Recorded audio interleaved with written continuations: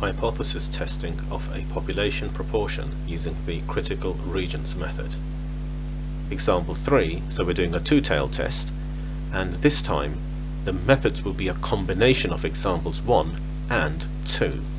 Our sample size is 10, so this is our binomial distribution. We have to split the significance level, so we put 5% in each tail.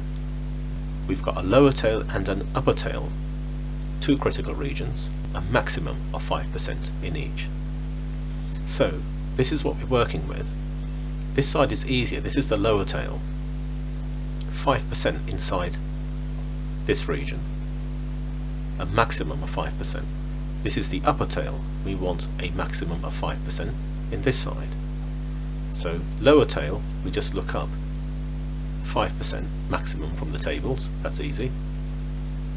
For the upper tail, we cannot work with the cumulative tables because this says greater than or equal to, so we work with the other side. So if this is 5, we have to work with 95% on this side, the cumulative probabilities on this side. So as we did with example 2, this value is 1 less than the critical value.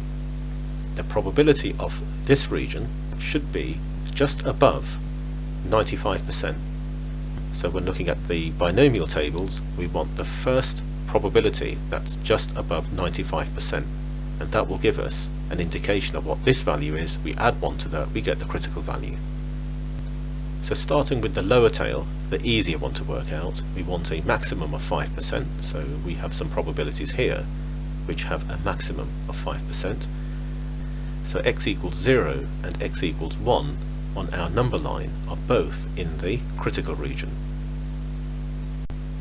For the upper tail, we're looking for the first probability which is above 95%. And there's quite a few which are above 95, but the first one is this. And that tells us that the 7 here, x equals 7, was the unknown value that we were looking for in here. So if this is 7, the next value along, 8, is our critical value. So on our number line, 0 and 1 are in the critical region in the lower tail, 8, 9 and 10 are in the critical region in the upper tail.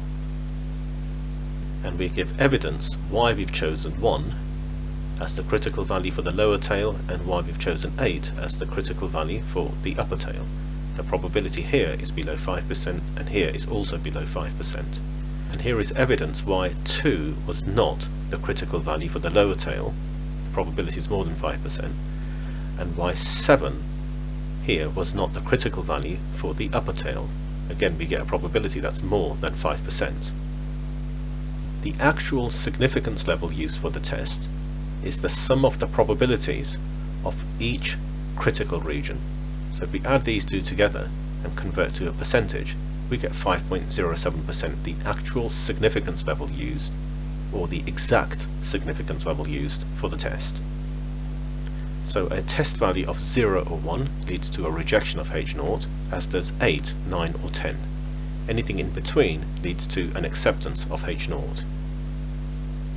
For practice, try these questions.